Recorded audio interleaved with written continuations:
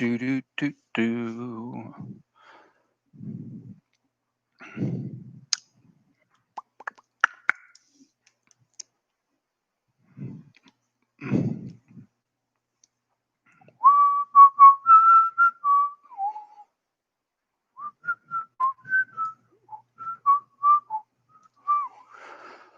All right, starting at 7:30. So if you are within the sound of my voice, let me know in the chat feature. I think I'm doing this right. Greetings. Let's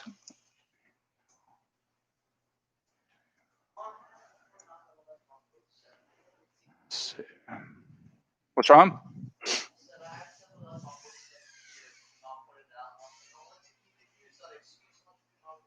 Okay, have a good day, bud.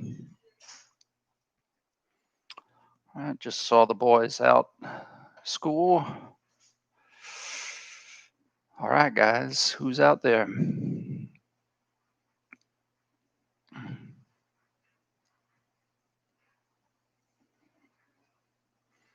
Who wants to chat about anatomical kinesiology this morning?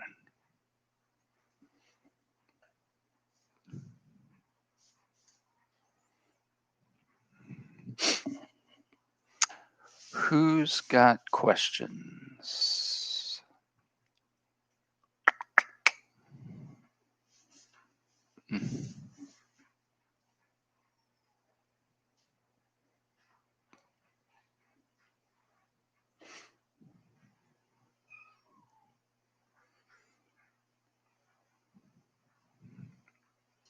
All right, 5 people.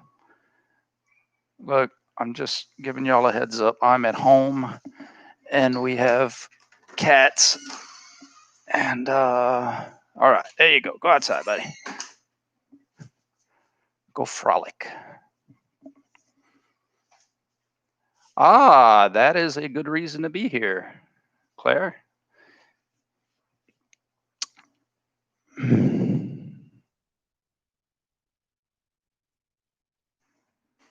So let's see if other people have questions or clarifications. Now, the kind of questions I'm talking about obviously is content stuff, right? I'm never going to answer stuff like, are you going to ask this? Are you going to ask that? I don't know. I haven't written the test yet. But even if I did, I wouldn't tell you exactly what I was going to ask you. But the pool of questions that I can ask, it's all in the lectures, man. It's all in the lectures.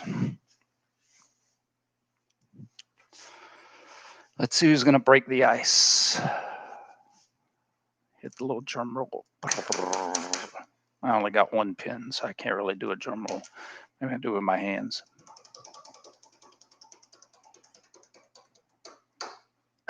I should have brought my Bucky's puppet from school. Hey, everybody. My sons get a kick out of the Bucky's. They love when I do that.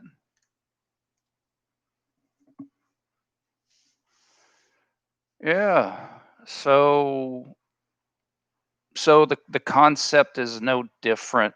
So sometimes when we're looking at things that are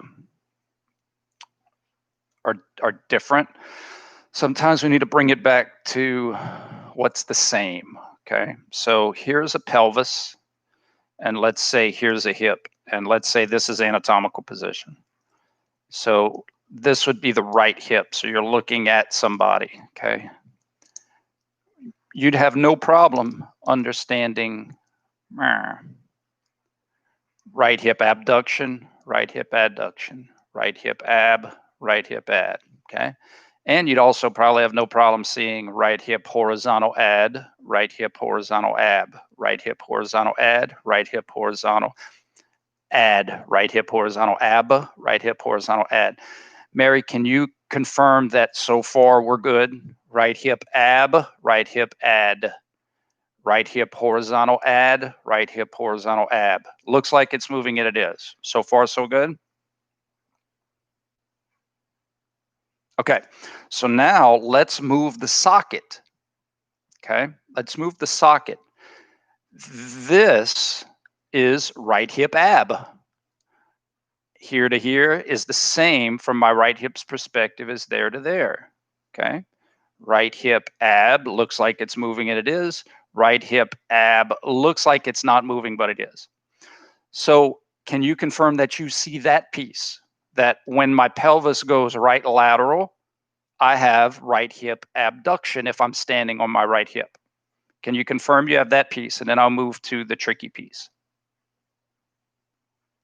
And first of all, thank you for breaking the ice. Okay, now, same concept, right? If we understand that from here to there is the same as there to there, then let's go and do the exact same thing. And I say horizontal ab, but from here to there would be the exact same as from here to there. Huh? From here to there is the same as from here to there. So it doesn't matter that I'm here. I have the same thing happening. I'm not going to take my foot off the ground. So when I do my pelvis and I have left transverse pelvic, because I'm flexed, the hip motion is horizontal ab and then horizontal ad. Horizontal ab, horizontal ad. Because if you were laying down looking at me being silly and doing this example, you would see this. Horizontal ab, horizontal ad, horizontal ab, horizontal ad, horizontal ab, horizontal ad. That should be like a new hip hop song, the hottest of 2020. Did that help? So another thing to keep in mind, maybe this will help clarify some things, is when you're looking at joint motions, it literally is the socket, right? So my right hip is made up of a ball and a socket, right? And I know right hip motion could be ball moving about the socket or the socket moving by the ball. Think of the hip motion as just that part of, now the pelvis has more stuff to it, right? Because there's other stuff that has to go along for the ride, because the pelvis isn't like the scapula, right? The pelvis, they all kind of has to go together. So think of the hip motion as literally just the socket moving about the ball. Right hip horizontal ab, right hip horizontal ad. Right hip horizontal ab, right hip horizontal ad. And then think of pelvic girdle rotation as the whole kit and caboodle. Everything spinning to the left, transverse right, lateral, left, lateral, anterior, posterior. So maybe that can help you guys to keep in mind that pelvic girdle rotations is the whole pelvis, and the hip motion, flexion, extension, ab and adduction, is just from the perspective of that socket, which is a part of that whole pelvis, okay? So let me know if that clarified why, if I'm in a flexed position, the pelvic girdle rotation can be transverse, but my hip motion could be horizontal AB and AD. Let me know if that clarified that for you. I'm waiting anxiously. I'm nervous.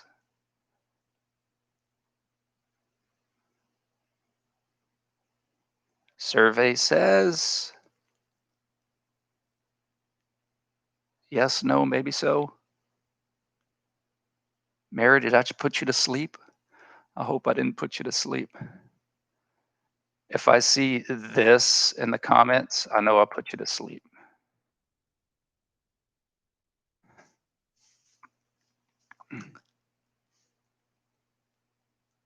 Yeah, you can, but this is what it would look like, okay?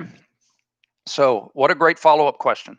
So anatomical position, internal and external rotation is going to look like this, right? Spinning. But in a flex position, internal and external rotation is going to look like this, right? From the perspective, think of it as internal and external rotation is owned by the long bones perspective. So if you spin in something, I'm going to give my shoulder as an example. Internal, external, internal, external. When I'm down here, external, internal. But when I'm flexed, internal, external, it's going to be here. Think of it as internal and external rotation of my shoulder is now going to be in my pelvis's frontal plane. Think of it like that. So internal and external rotation of my hip is going to be in the pelvis's frontal plane. Think about crossing your leg over the other. I think I gave that in my last lecture. If your hip is flexed and you cross your leg over the other and your hip has external rotation, that's in the pelvis's frontal plane. It's in your femur's transverse, but it's in your pelvis's frontal. So therefore, when you are in a flexed position, internal and external rotation is still here. So therefore, when I move the pelvis about the hip, internal and external rotation is going to be like this. This is going to contribute the same as this. So I think in my lecture, I mentioned that it would be like if you were flexed, if your hip is flexed and you're looking down at the ground and you started to internally and externally rotate, you would spin yourself like a helicopter propeller. That would be internal and external rotation of the hip. How do you know? Well, if you hopped up off the ground to allow your hip to move, the femur about the socket, you hopped up, your hip would do this to internally and externally rotate. So the opposite of that, cap and bottom, would be here. Okay? So again, internal and external rotation of the hip would be in your pelvis's frontal plane if your hip is flexed. Does that make sense? Don't just say yes because you think I'm going to get like a dopamine response. Like, be honest so that I could try again if I need to.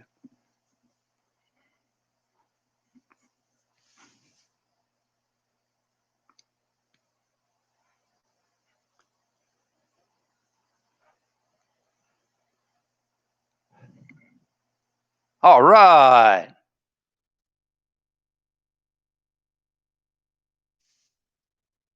Yeah, and again, this stuff is not easy.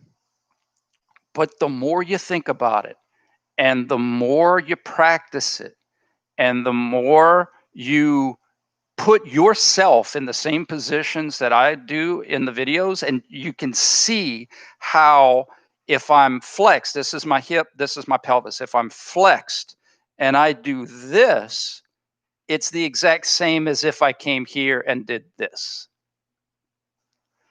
And it's just that light bulb switch. Like once you see it, you're like, ah, I get it. And you're going to have it for the rest of your life. Can I watch this later in the day? Yeah, this is going to be put on. This is, I mean, unless YouTube censors me for saying something silly. Hey, everybody. This is going to be on my YouTube channel, so you can watch it as many times as you want. I might actually do a follow-up.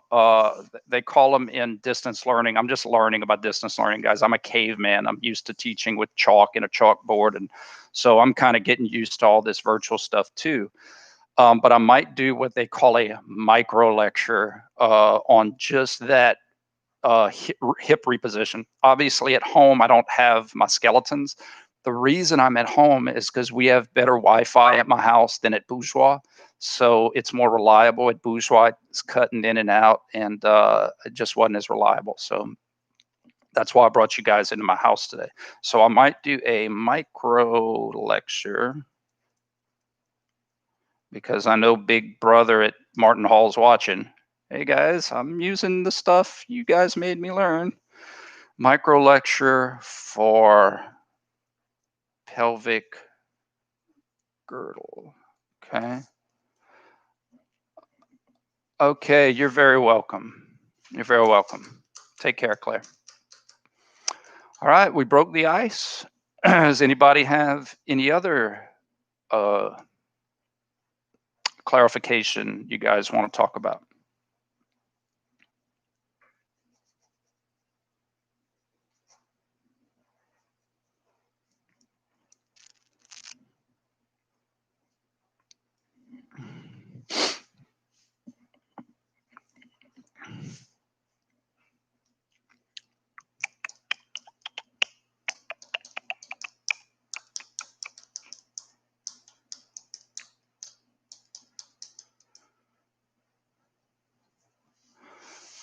Okay, if you were on your left leg with your right hip flexed, and from here you had right transverse pelvic girdle rotation.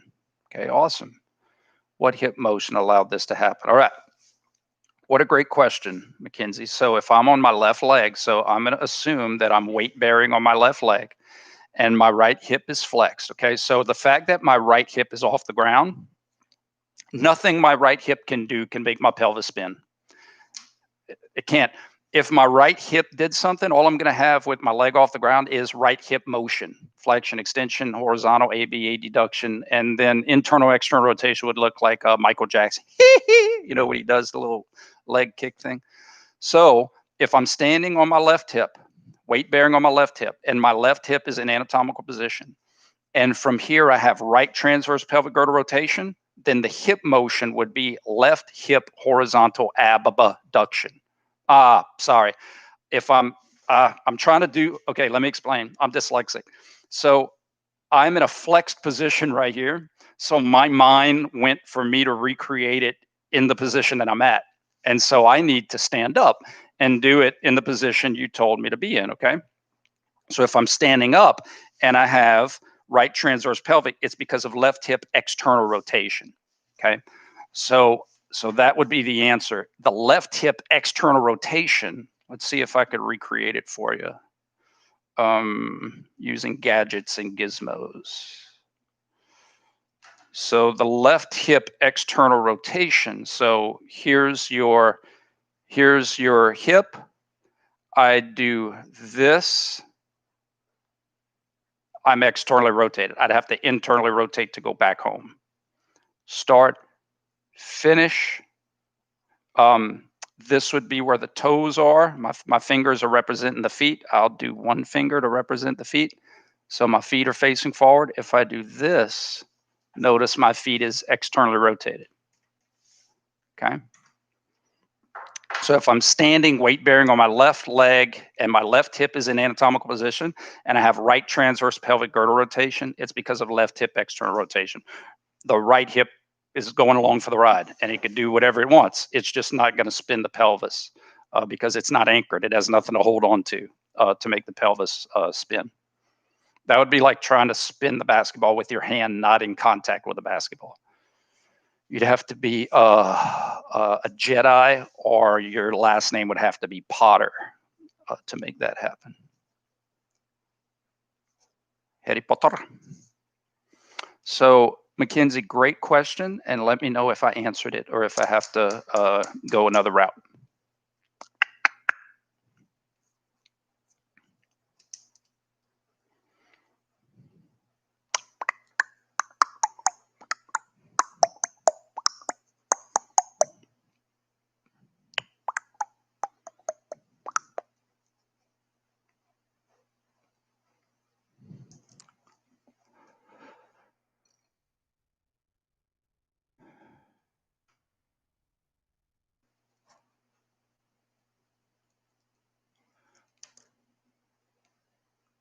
Okay, so, all right, so if I was kneeling and my left knee was on the ground, think about it. My knee is flexed, so it's not an anatomical position, but my hip didn't change in anatomical position. Like if my left knee is on the ground and my hip stays in anatomical position, then I'm actually going to have the exact same type of hip internal and external rotation that I had when my knee is extended. Remember, my knee doesn't affect, not that they can't work together in human movement strategies, but knee position or motion doesn't change the position and motion of my hip. Hip is a hip, knee is a knee, right? It's a different place.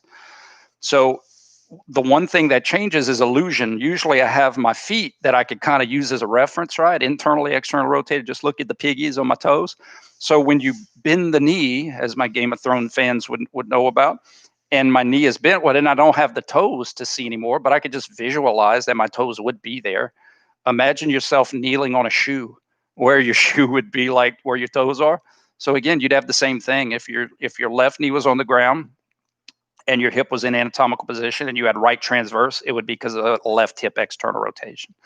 Now, if your right leg is on the ground, so your right hip is flexed and your right knee is flexed and your foot is on the ground, well, then your hip would have right hip horizontal adduction as you have right transverse pelvic girdle rotation. So it would look something like this. Here's your pelvis. Here's your right hip flexed. So when you do this, you would have right hip horizontal adduction. You see how that works? Fixed moving gets you into the same position as fixed moving.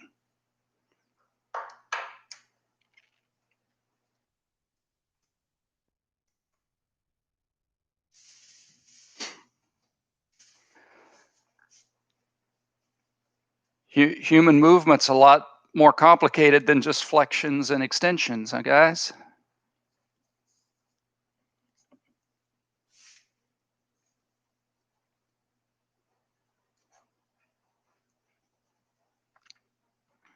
You're very welcome. Thank you for your question.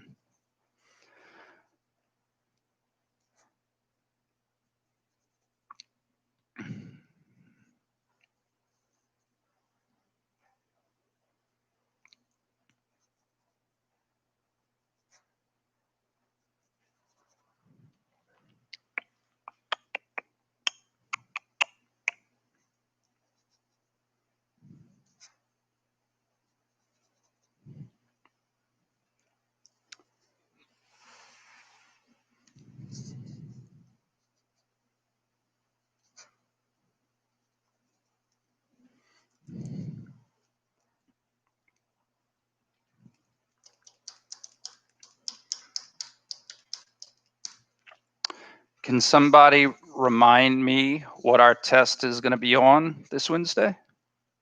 What's fair game? Bueller? Bueller?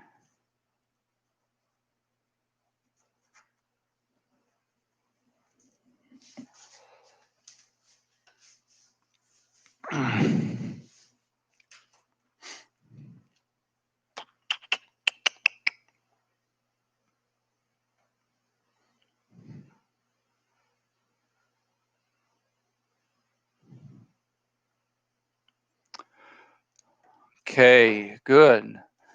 Ankle, knee, and don't forget about the hip, right? So ankle position. And first of all, Eleni, thank you for commenting. And I just want to clarify, okay, you're 99% there. Ankle and subtalar joint, right? So we need to make sure we remember those are two separate articulations. Knee, hip, pelvis to hip. So we're going to get to the third test. I'm going to introduce you to pelvis to trunk. In terms of the pelvic girdle rotations because of trunk motions, like when you're hanging from a bar or when you're on a Roman chair and stuff. You don't have to worry about that for this test. All the pelvic girdle rotations are going to be because of hip motion. But you still need to know trunk motion because when you're standing, your trunk is going to compensate, right? So I could bend my trunk to the right, but when my pelvis is rotating to the left, I need to bend my trunk to the right to keep my shoulders level and or my eyes level. So it's going to be those kind of questions. So you're 99% there. Just remember subtalar joint and hip joint. Well done. Which traditional joint, ankle, subtalar, knee, or hip, do you guys feel the more comfortable or confident in terms of seeing motions?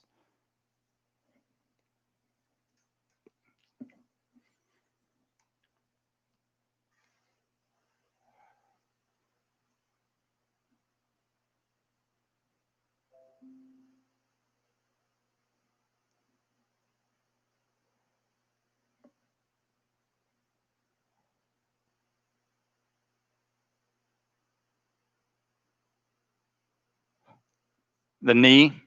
Don't forget about the rotation, that Trey, and thank you for engaging, Trey. Don't forget about that rotation of the knee, right? It can get you in the fetal, out of fetal, but when the knee is flexed, it can have that spin.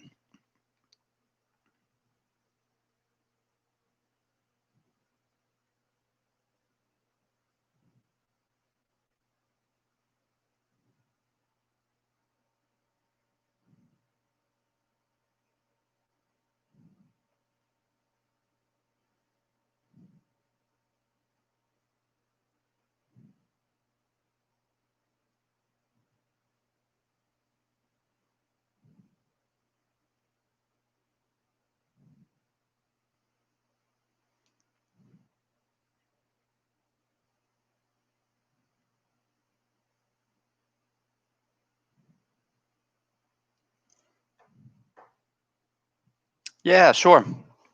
Okay, so I'll make a note of this.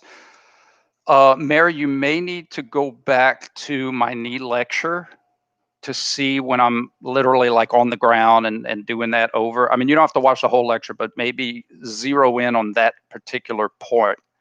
Um, but the concept is, again, movement of a distal segment or movement of a proximal segment, right? So here is what I'm going to represent as my knee.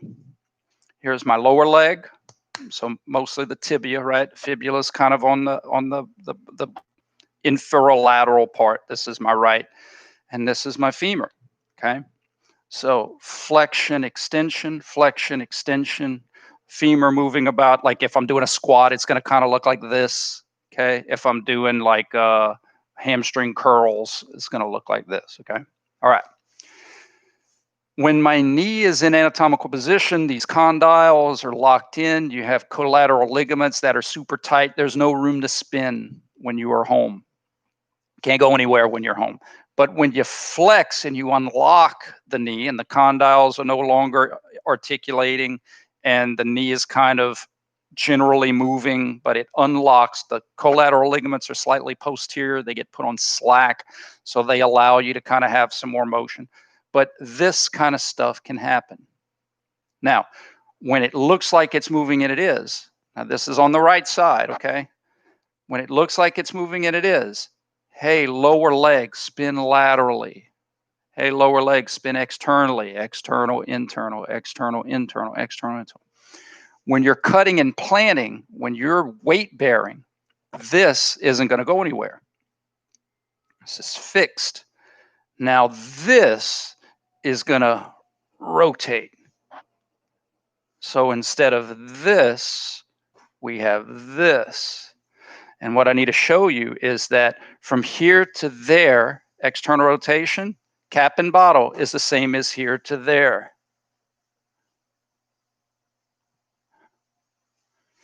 Here to there is the same as here to there. So when you cut on your right leg to plant and you plant and you cut, that's external rotation of the knee.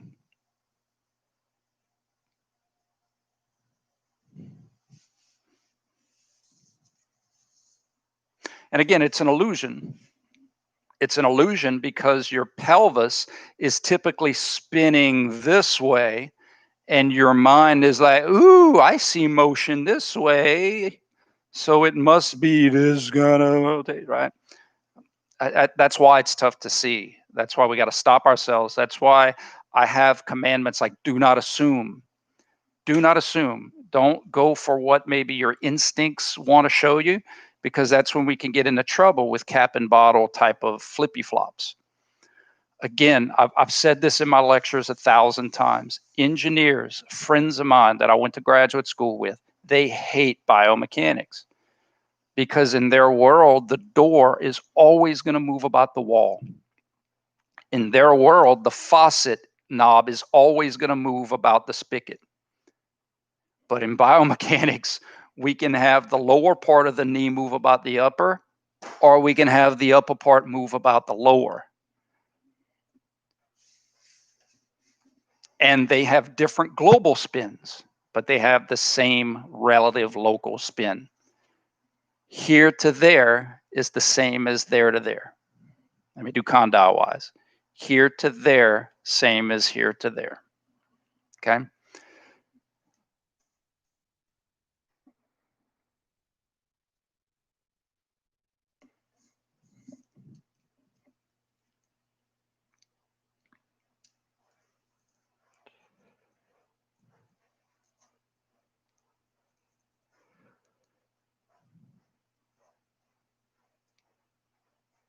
Yay, you're very welcome. Thank you for your question.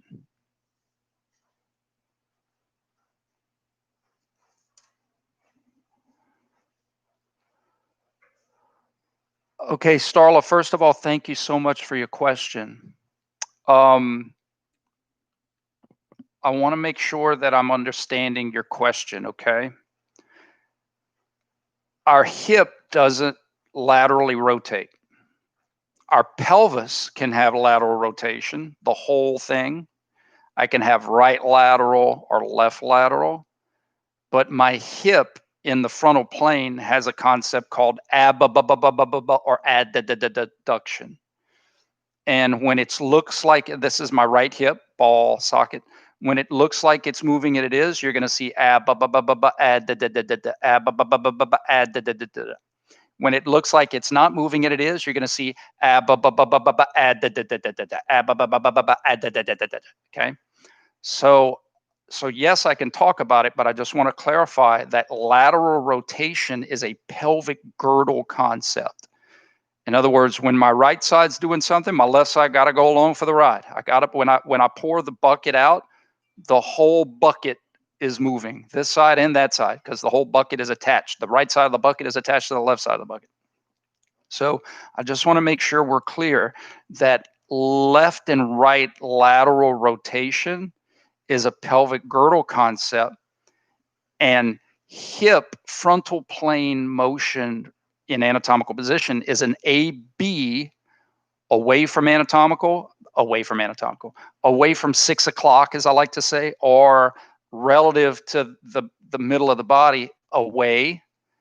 But remember, the illusion is going to come in our shoulders, because our shoulders have so much motion in the hip that I could go away, but then all of a sudden I have so much motion I could come back. So that gets tricky. So that's why I like to use the clock analogy, where I'm going away from 6, but if I keep going, I'm still going away from 6 because it's a rotational concept. In other words, 12 o'clock is further away from 6 than 11, 10, 9, 8, 7, 6, 5. Okay, you get the point. Okay, so don't confuse right-left lateral pelvic girdle rotation with hip motions that occur in the frontal plane and anatomical, and that's ab and adduction. Okay.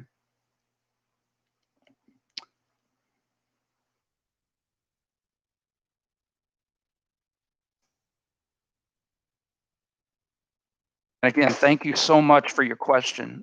That helps me tremendously to clarify some things that maybe I need to do a better job of clarifying. You're very welcome.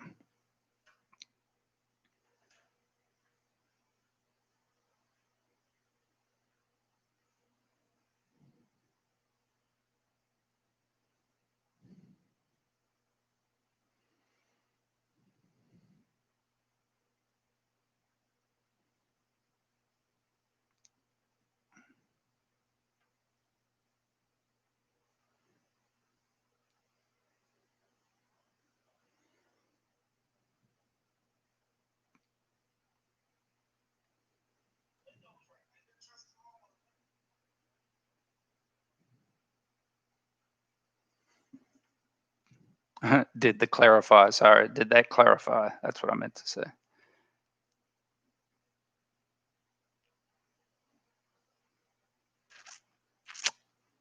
All right, guys, we got about 15 more minutes.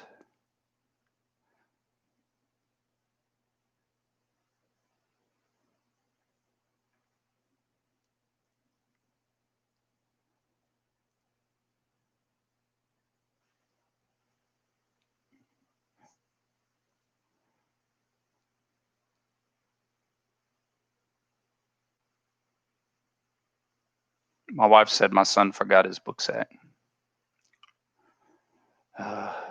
Apples don't fall far from the trees. All right, guys, last call. Anything else y'all want to clarify or talk about content-wise?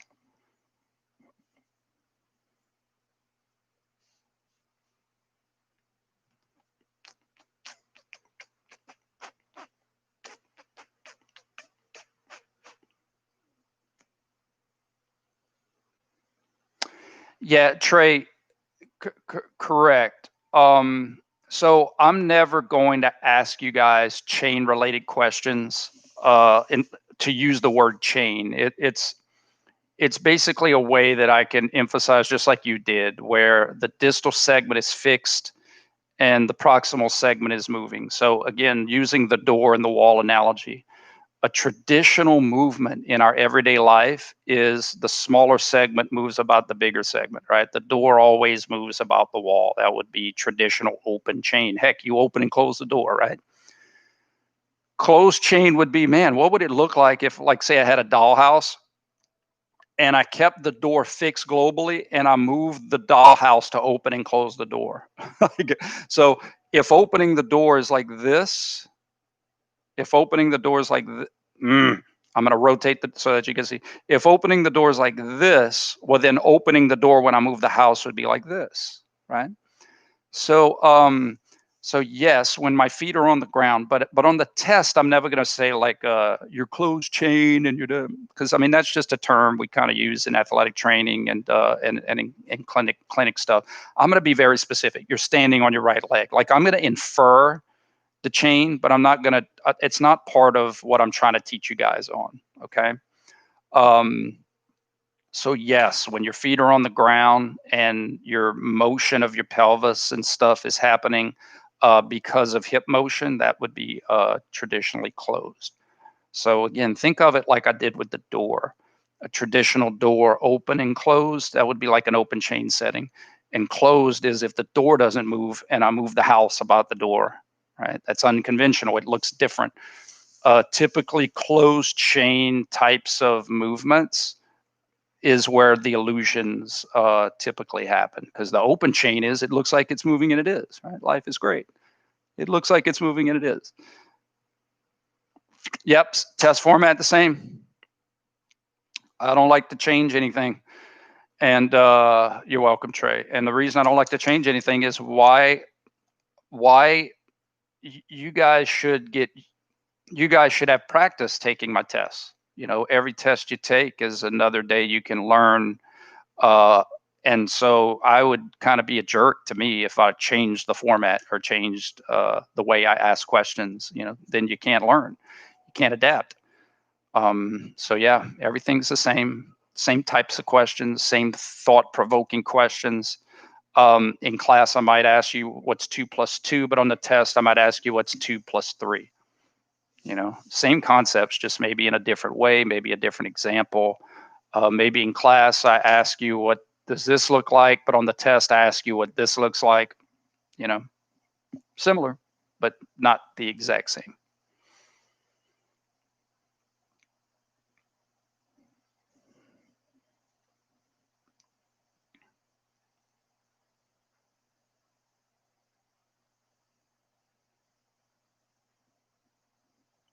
Okay, guys, last call.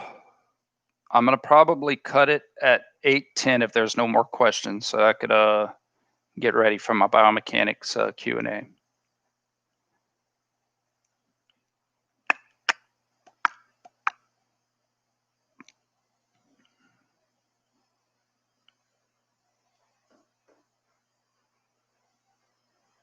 Yeah, if you plant, Jonathan, first of all, thank you for that question or clarification. If you plant on your right knee and your knee is flexed, which is going to happen because you're not going to cut and plant with a straight leg. When you flex your knee and you plant on your right leg and you plant to change your direction to go this way, your right knee is going to have external rotation. External rotation. A to B, move the door about the wall or move the wall about the door. Okay. So again, same concept as I've been saying for a lot of other joints.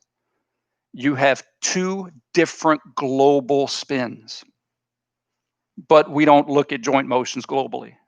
We look at joint motions as locally. So the global perspective is what's throwing you guys for a loop, which is natural. But we got to keep in mind that it's a local reference system here. Here to there gives me the same joint motion changes from there to there. Okay.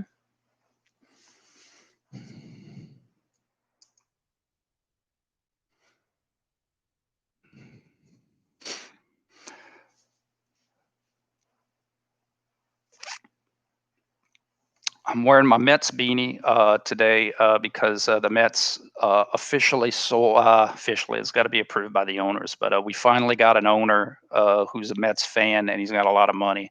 So, Papa Cohen's going to come in and start helping us start to win again. I love baseball. Well, then I'm going to try to work in some more Game of Thrones references, man.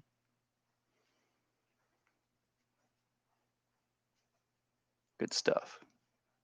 Jonathan, who is your favorite character in the Game of Thrones series?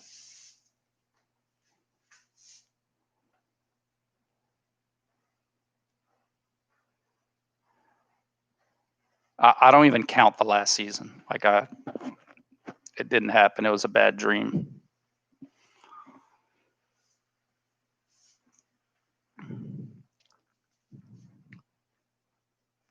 All right, guys. So I'm going to. Okay, it's 8:11. Yeah, Tyrion's super cool. Arya was positioned to be incredible, and then they kind of just. But when she was doing like the training in the House of Black and White with the faceless assassins, that was awesome. All right, guys, we're going to cut it off. Thank you all for the questions. I hope this helped. And we'll see you guys Wednesday. Okay. Later.